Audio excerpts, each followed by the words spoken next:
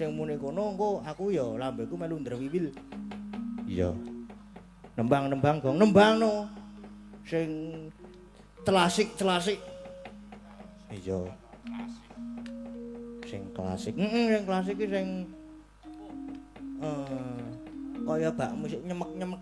Iya. Aku baru ngrungokke genderan kok lagian kok. Ha iya. Apike. Oh, apik to, Gong? Apik. Iki mau ceritane lakon Sekar Pudak Tunjung Biru. Iya. Kuwi bingung aku. Mau iki Mas admin WA, WhatsApp. Apa? WhatsApp. WhatsApp ki apa? Aplikasi ijo kae lho. Aplikasi ijo ki oke lho, Gong. Ora marake 300 meter. Jorok ngono. Ora marake jorok. Engko digoleki sing di sekitar. Sing di sekitar mengko terus ana 100 M. Ana sing 300 M. Apa kuwi, Gong? Mbok aku ya ora ngerti kok. 5 meter. Ana sing 5 meter barang.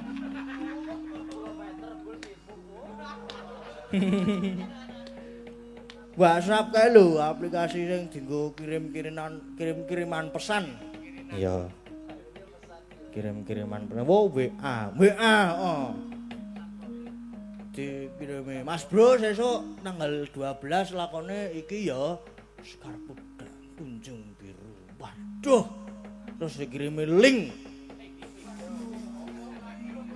Dikirimi apa? Link. Linknya tak buka dadak nggo VPN jarene. Gong mbok ora ngawur wae kok aman ah. Wis wirang-wirang sisano. Wis ben ora masalah. Iso. Dikirimi karo sapa? Karo admine, karo Mas Gunawan. Oh, mau racun mau wisa jebul kae. Heeh. Ngirimi link sing terus tak kok rasa dibuka ya Mas. Oh, kleru berarti sing iki ngono. Terus dikirimi darane le buka dadak nganggo Opera Mini. Iki lho buriku lho sing ngomongi dudu aku. Kok tak download ah. Waduh, ana sing njaluk dikirim. Mbok buka nang Play Store. Terus tak buka tak setel. Waduh, iki lakon apa ya aku kok kaya durung tau krungu. Durung tau ngerti. Iki kok terus mikir asam lambunge kumat lah ya. Langsung WA Mbah Geter. Mbah. Niki ngenjang tanggal 12 lakone Sekar Pudak Tunjung Biru niki pripun nggih, Mbah? Lah kok centang siji saya kemut-kemut sirahku. Ayo. Centang siji iki waduh iki kok centang siji kok aduh kepit cenut. Terus nggon fotoku semua blek ngono kae terus langsung ngambil opsi kedua. Apa opsi kedua? Om Kejuan tak telepon, tak WA. Om Sekar Pudak Tunjung Biru ki lakone apa Om? Tak kirimi linke jebret. Oh, terus ditelepon aku. Ditelepon. Heeh, ditelepon. Halo nelpon ki setengah 2 bengi. Karo ya ngrembug rahasia wong lanang ki ya. Sing nggon 300 meter mau lho. Heeh, ditelepon terus. Deng iki. Deng kuwi iki lakone ketoke lakon Semar Boyong. Lho, Semar Boyong Pak Om? Heeh. Kuwi nggon anu jejere ana anuman karo Gatotkaca ora? Tak duleki tak buka linke cetuk. Ana iki Om. Wah ya berarti kuwi Semar Boyong ya mongko tak goleke ya aku ana kok naskahe kuwi. Saka Mbah Geter ya niki naskahe. Oh iya. Oh nggih Om, nggih matur nuwun Om. Lah, ora suwe terus Mbah Geter klunting. Wah. Iki trontong pepajer. ana trontong-trontong pepadang. Terus sikis tak bae.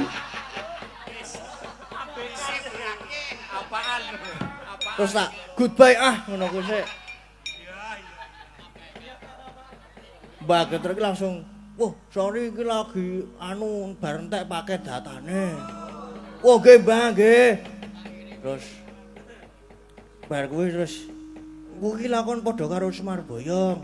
Ya mengko tak gaweke iki. Terus ditelepon, "Nggih, Mbak, kula sampun nyuwun Om Keswan ning nggih saking sami kalih saking nggone Mbah Geter." "Heeh, kuwi padha karo nggon aku kuwi nggone Keswan ning ora komplit nang nggone Keswan ki." "Oh, ngono, Bang. Heeh, ngono kuwi." Ora komplit kuwi ora ana perange Gatotkaca karo Anoman. "Oh, ngono." "Heeh, terus aku ya terus wah nggih. Lah terus pripun nggih, Mbah?" "Oh ya mengko tak gaweke, mengko tak lembure." "Oh nggih siap, Mbah, siap matur sembah nuwun." Heeh, terus ora les pirang jam ngono kuwi wis lha iki lakone wis dadi di print PDF, formate PDF ya. "Oh nggih, Mbah." Wis terus tak printing. Ya, terus bar kuwi sikis WA meneh. WA meneh terus piye, Ding? Ngono. Pun niki pun enten lakone, Om. Oh ya waduh, lah iki aku tak kirime iso dibuka ora? Mboten saged, Om. Nek buka nganggo PS aja nganggo Google. Gagal entuk jarum. Ya.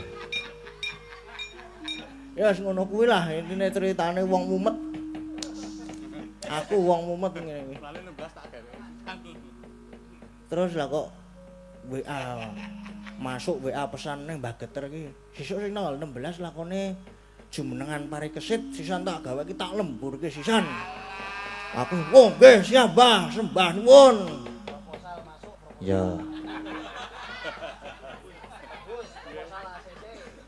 Nah, terus sikis WA meneh. Tanggal 16 ana bintang tamune urung. Ora sida gaweke naskah kok terus arep madeg bintang tamu. Iya.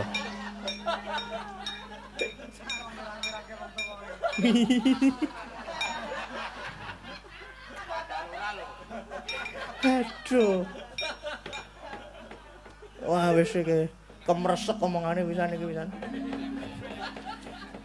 Wis ora kena digugu iki pisan iki. Yamene jam-jame wong wis jam 2 mulane wis ora kena digugu iki omonganku.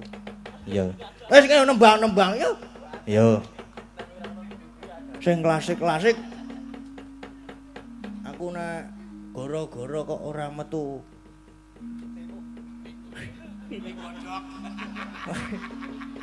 Ora metu bubur. Apa jenenge? Aduh. Kok dadi bubur to? Ora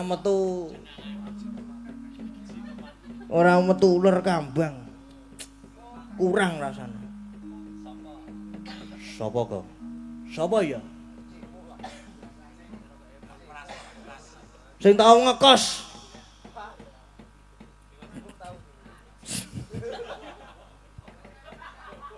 Kae pojok dhewe kae. Wis tau ngekos. Ngekos ning endi, Mas? Ha seneng ngono kuwi Aku ra mengkos ten manggon ning kene. Oh. Manggon didane ora ngekos, Bu.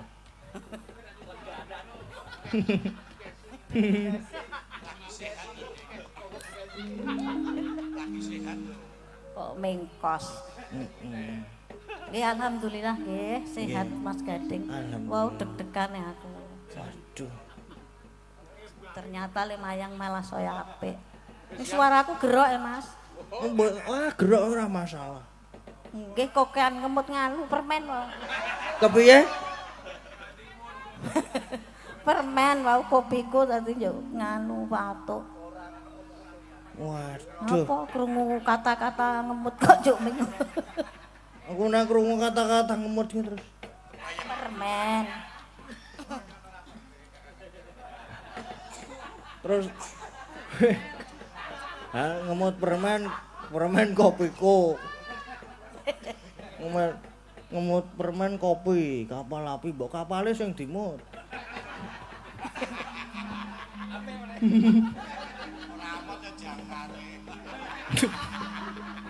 Kira-kira jangare ora amot ya ora antene. Ora amot lambene. Kon ngemut kok kapal.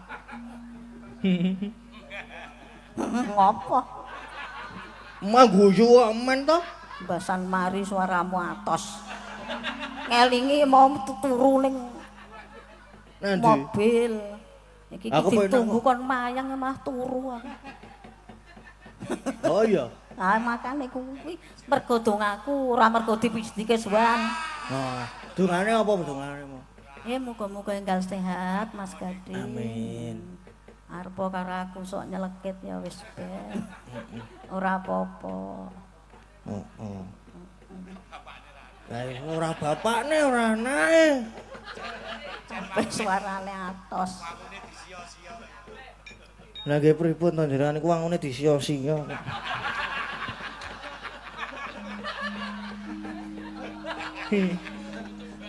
Wis tutup-tutupno leh sia-sia.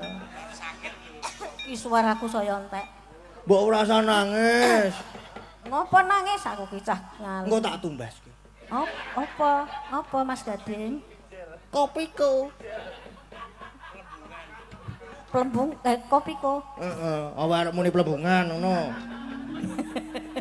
Plembungan ya gelem. Ya, mengko tak tumbaske plembungan telu cantolke ngono wis mebur alon-alon kae. Ya Allah. So kaya balon udara. Terus kok ngisor diplinteng kira-kira. Tus. Iya. Oh iya apa kowe iki terus ya wae. Ngegonge mbok sing pas kowe iki terus. Ya Plinteng to. Heeh. Bledos to plembungane. Hah? Aku nibani kowe. Wah aku endo. Tak paske. Wah aku endo meneh. Tak paske. Aku tetep endo. Mengkurep ya saka mburi. Maksude le tiba. Le niba saka mburi. Waduh. Wis kemresek iki wisan iki.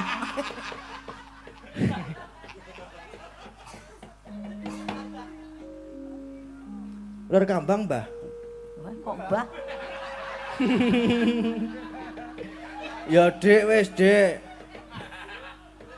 Dandane 3 jam Mbah. Ya. Apa terus arep apa nek ora, Mbah? Mbah aku Mbah. Lah terus apa? Nduk. Ya ora nek nduk kena. Yes monggo lah mau ngundang Mbah ya kena. Dek kasih.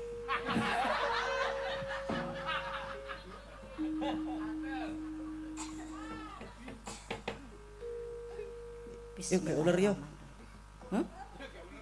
Gak ular. Ulere sapa? Ha manut.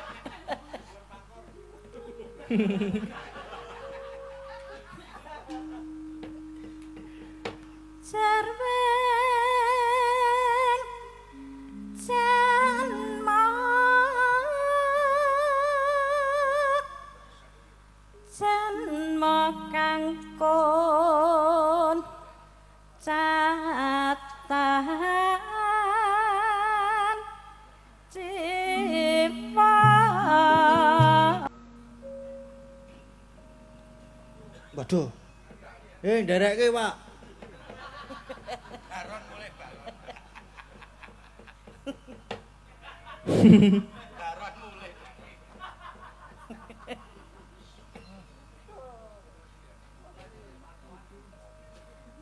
Jalirin yen jangkane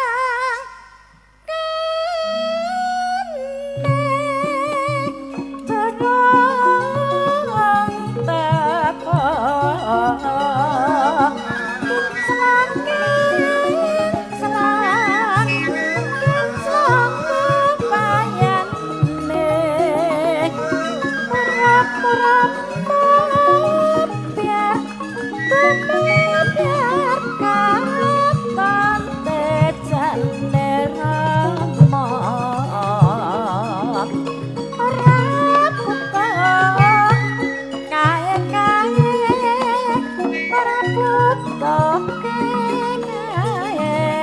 buta kulit nyambut gawe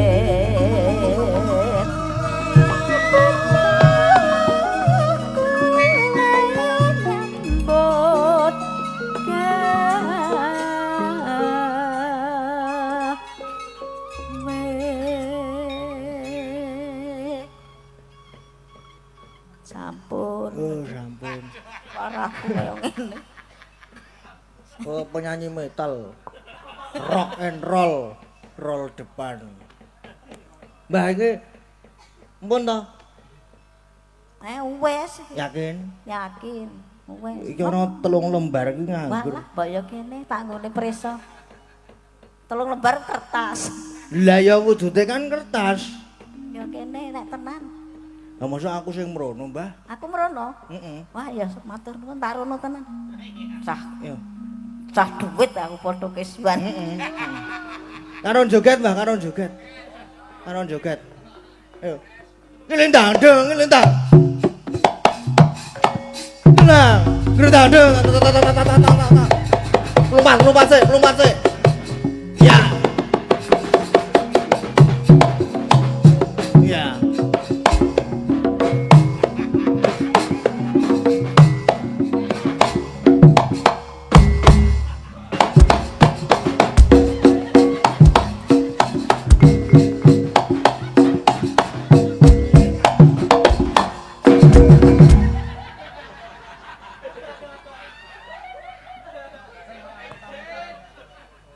Aduh. Alah, to. Matuk barangke dilebokke mic saiki. Mek men ngerti kok lho suaraku. Ya iki ya tetep elek, Mbak. Dasare wis elek. Piye iki? Iki 3 lembar siji. Walah mek ngertoke. Ora iki lho. Pira sak lembar, rong lembar? Ya janjine pira mau? Siji. Ya wis sak-sake. Ning ana dalang ngapusi ki elek. Wis ora aku elek kok kok. Angsare elek, ning ya ora ding nek kowe. Ya esukan iki biasane 100. Oh, nah aku malah mung selawe. Wah, ya saya tak goleke pecahe sik. Ya ning nggon endi sike? Maksudnya nyambut gawe apa? Ning Nah. bidan ya ora. Yalah, matur nuwun ya le cah bagus. Iki ngopo kok? Iki dingko-engko men ra ketok.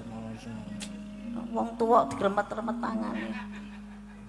Bu, jajake yo ana hasrat aku. Kena dinggo latihan.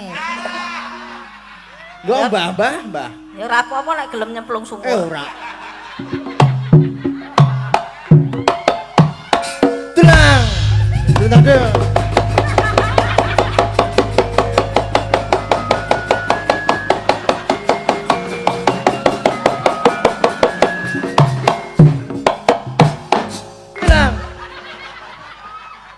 Ya bejo orang glundung.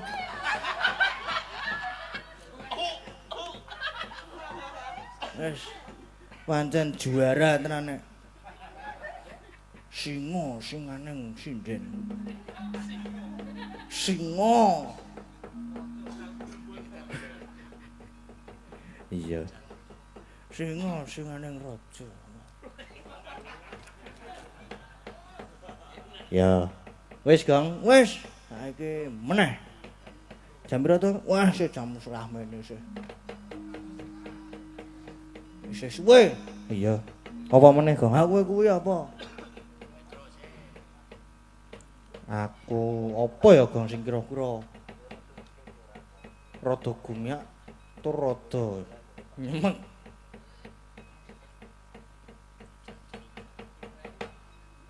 Ha manut kuwi kok. Sik, ya aku sik, mugang gareng sik iki sing biasane wis mletik apane. Mletik apane? Mletik mripate matamu kowe.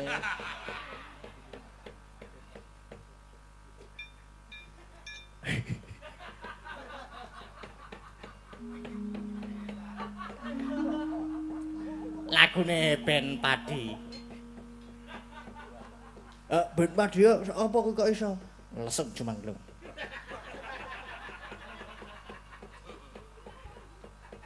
Ora gak habis pikir aku nek karo Mas Danu kuwi. Ono bae iki lho. Kok ne? Hanya Mas gara-gara wae kono Mas. Malah ketoke mlete. Hai. Mlete apake? Apane? Mlete sak apa-apane. Apa sidane iki gareng iki? Langsung Jumanglung ya kena. Ilir ya aja ilir. Ku ndak sumilir. Ayo kowe mau lesung Jumanggung. Apa? Lesung Jumanggung.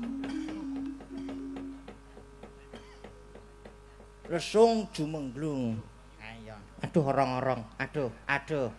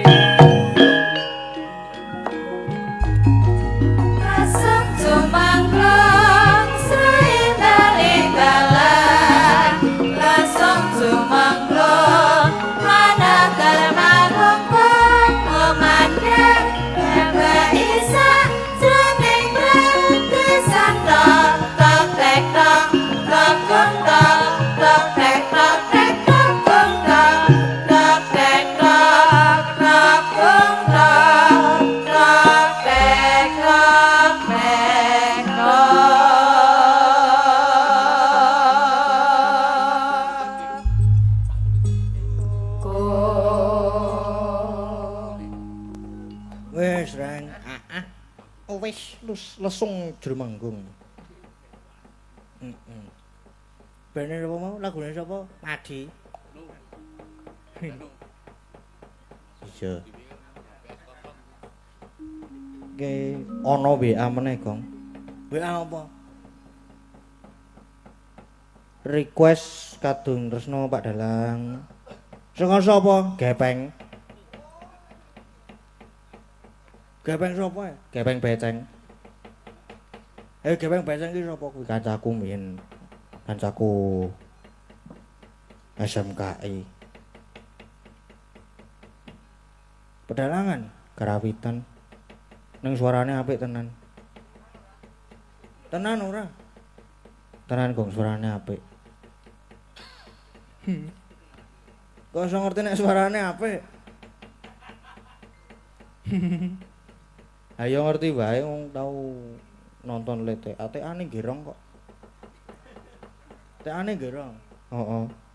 Nyambi ngrebab. Nyambi bonang bareng. Nyambi ngempul bareng. Dadi ngrebab karo ngempul bareng. Njur kepengin nek ngrebab karo ngempul bareng. Ayo, bareng ngene terus ngene. Ngaku disunduli. Iya. Kadung tresno. Sing nembang sapa, Gong? Sing nembang.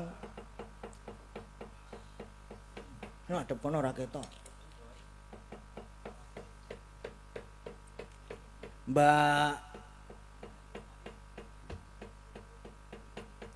Mbak Tanjung Sari. Sapa? Mbak Tanjung Sari. Tanjung Sari sapa?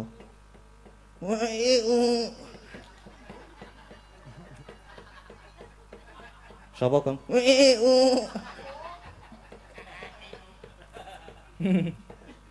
Kaya nada dering. Heeh. SMS. Wis ora jaman kok nganggo SMS. Mun aku sesuk metu kok. Selamat, Anda mendapatkan ruqyah online gratis. Terus ditelepon barang, halo kami dari pihak ruqyah online gratis. Anda mendapatkan limit pinjaman. Waduh. Tenan nek ora ngapusi aku ndek jenenge ruqyah gratis, aku arep diruqyah online gratis ngono jebul. Anda mendapatkan limit pinjaman 20 juta, bisa mencairkan sekarang dengan bunga 50%. Wah, yo le bayar megap-megap aku. Iya. Mbak Tanjung Sari. Nggih. Dalem Mas Bagong. Sugeng saiki esuk Sugeng enjang nggih. Sugeng enjang. Gimana? Pripun kabare? Alhamdulillah sehat. Panjenengan pun sehat? Sampun. Alhamdulillah. Anu jangan nombok mulih napa mboten? Oh, siap. Lho kok siap ya to? Kapan? Kapan ya? Karo iwak laut. Oh. Aja iwak akuarium lho. Enak toh janganku. Enak tenan. Jangane enak kok. Apa meneh kopi. Sing aneh lho teges iki. Apa meneh diwule. Tiwule sego tiwul. Meringin toh? Heeh. Lah iya. Apa meneh tempe garite. Wah. Aduh. Marake ingin. Ingin piye tempe Oleh, garite? tegese. Oh ngono. Ya sesuk munggah meneh. Heeh. Tak janganke. Tempe butel gombel. Apa kuwi, Gong? Gak aku kuwi mesti mburine sing Aku ngomongi. ge. Ayo kowe aku sing gur waton mburi. ngomong kok aku kok. Pokoke aku nek yah meneh iki kemresek aku wisan ki. Umume iki nek tempe buntel godhong. Aku ya buntel apa ayo? Gombal jarene. Nek tempe buntel gombal ki apa? Ya nek bunteli nek dilek.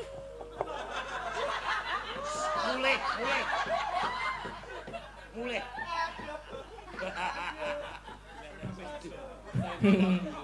Wis jan rusak kabeh. Wis ora apa-apa yah meneh iki wayahe wong kemresek. Iki lho ayu iki usul, ya nek dibuntel. Nek diler Lah apa sok diler? yuk. Wis elek meneh to iki mburiku ki. Apa? Kok terus teneh serupat-seruput ngono.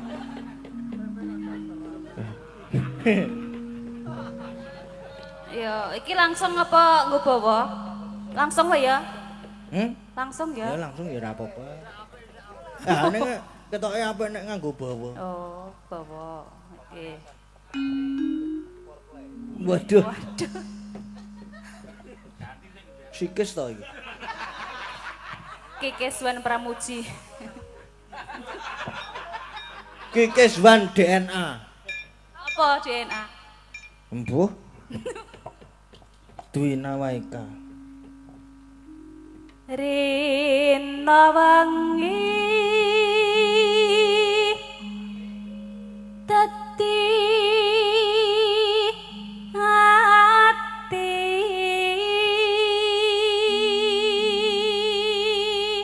Wah jan apik tenan karang. ya Allah Ya wis ben ora ngantuk-ngantuk lho.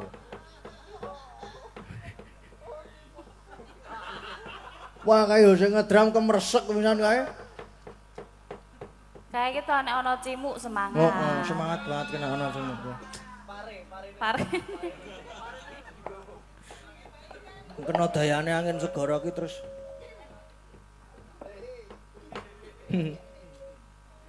Tanpa dahar tanpa nendra. Wis ngedram ki terus ora mulih kok engko kok. Kowe lanjut pokoke monggo. Ini alek. Ceria. Lanjut ngapa? Ceria. Lanjut.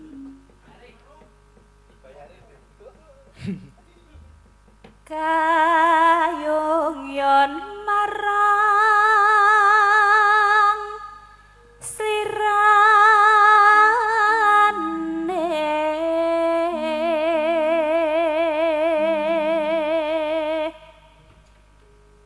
tansah kumawang ing netra Arep nanjake bayaran bengi iki sing ngedram ki. Karo sing manja. Google Map kok. Padha-padha Google Map. jero ati kadung tresna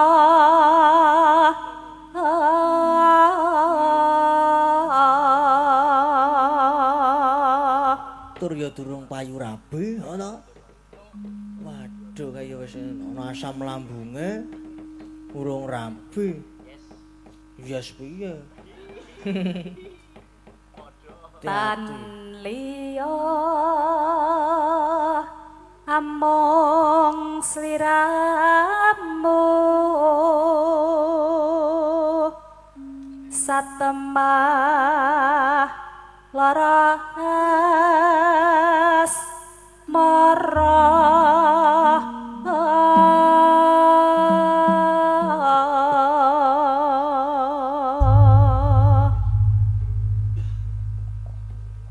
Pun Mas Bagong, matur sembah nuwun.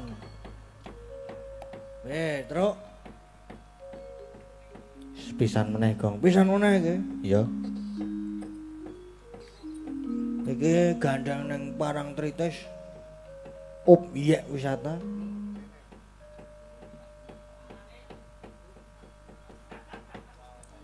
Lagune Parangtritis. Karyanipun Pak Mantos. Wih, Gong. Nggo penutupan. Oh ya, oke. Dienggo penutupan iki, Tru. Oh ya, oke. Siap.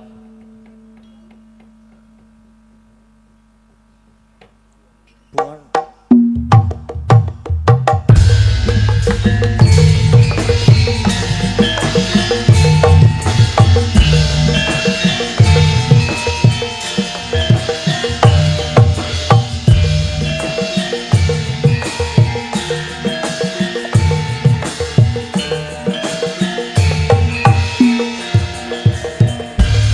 Yo, Gong.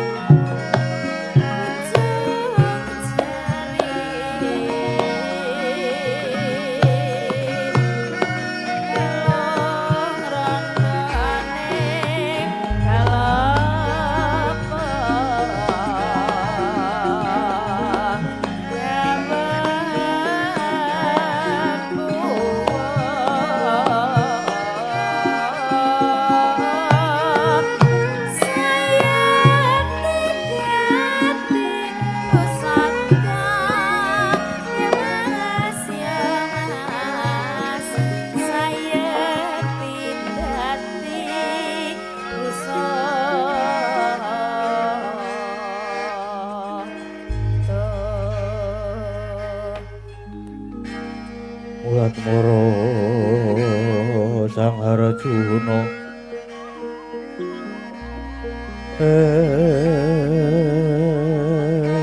esmunya kang kamanungsan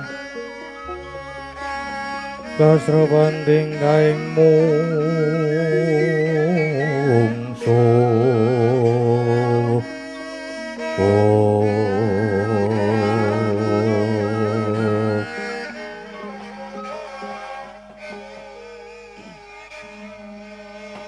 Ngolo Garing Petruk lan kuwi Bagong lawanten dawuh Ndara lawanten dawuh Ndara kula Ndara Arjuna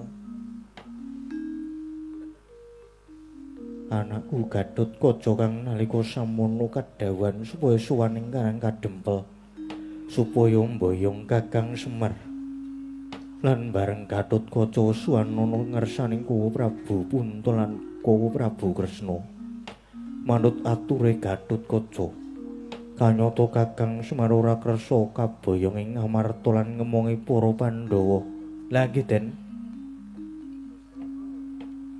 kakekne iki mboten ateges kok mboten purun ning ewuh kaya ing pambudi merga niki sing ajeng boyong mboten namung para Pandhawa ning negara Pancawati negara Ngastina nggih do kepengin boyong mongko bapak niku mboten pilih kasih iya Petru mula Kakang Semar banjur nyuwun bebana sapa wae ingkang bisa mujuti Sekar Pudak Tunjung Biru ya kuwi ingkang bakal dimongi dening Kakang Semar lha nggih niku lajeng kersane Ndara Arjuna sakniki pripun mundi dawuhe Kowo Prabu Punta lan Kowo Prabu Kresna Arjuna supaya mbudidaya ngupadi Sekar Pudak Tunjung Biru mula kalenggan niki aku bakal munggah ngatasing kayangan suwan ngersani pukulun padha wenang nyuwun Sekar Pudak kuwi Petruk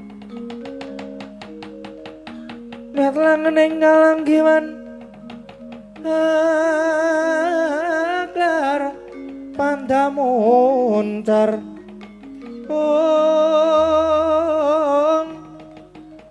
tinon ler kakonang surem sorote tan padang kasoran pajaring purnameng gagono dasare mangsa katiga Garing Petruk Bagong derekno aku daya-daya suwan ngersane pukulun padha nggih monggo kula dherekaken Gus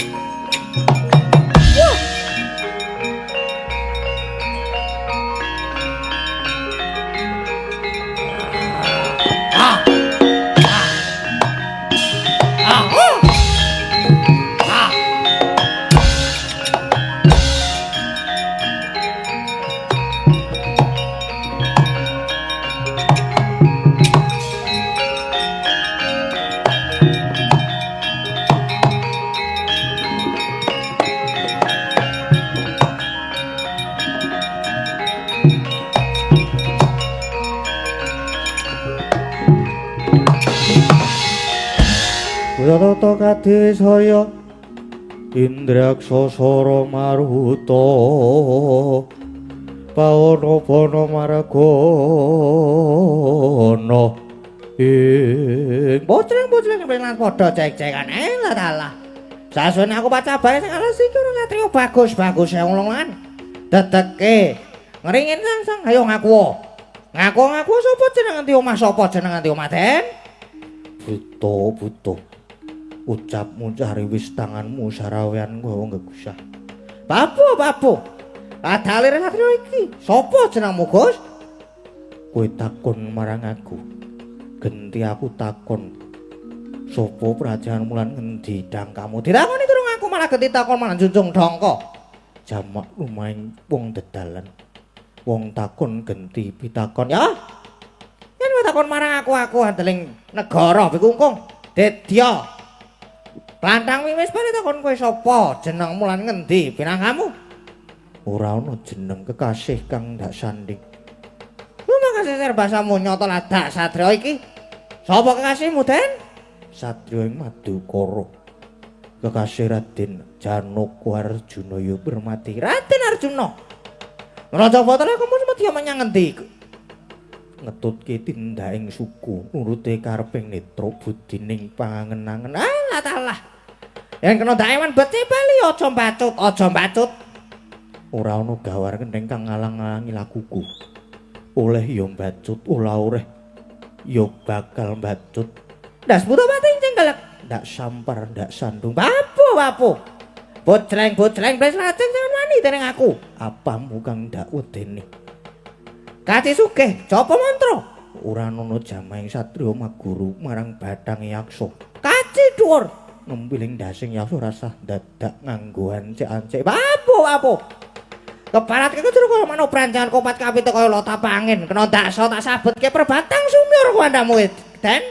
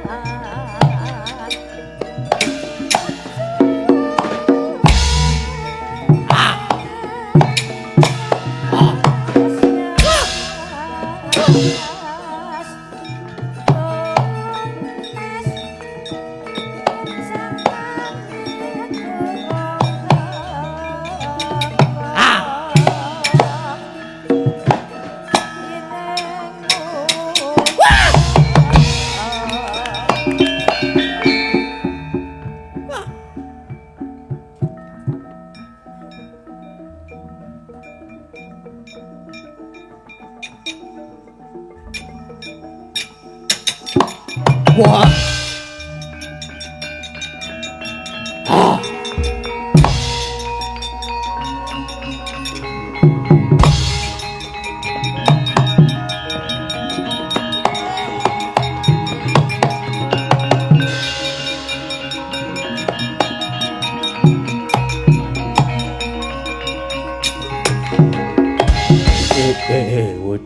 Bujleng iblis lanat do jek-jekan. Durung tau ngerti getis tetes ngerti-ngerti kancaku wis mati dadi bayangane yo. Wilio jarang aja sing jejeg-jejeg bengkong kaya aku belakno. Kekirek kekulung kowe.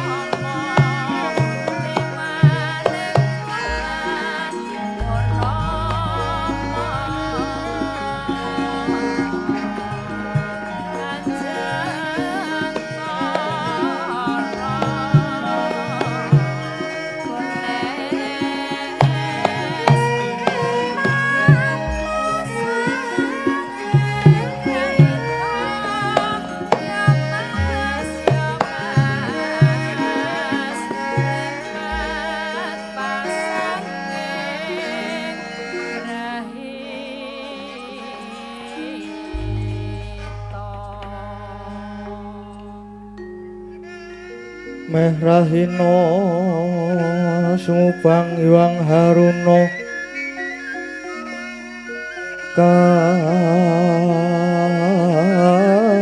kadinetraning anggarapuh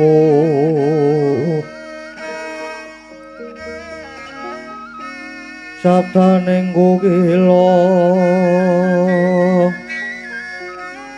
renganigara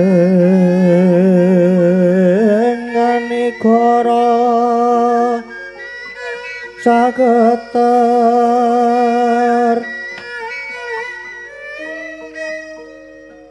Ung ilahing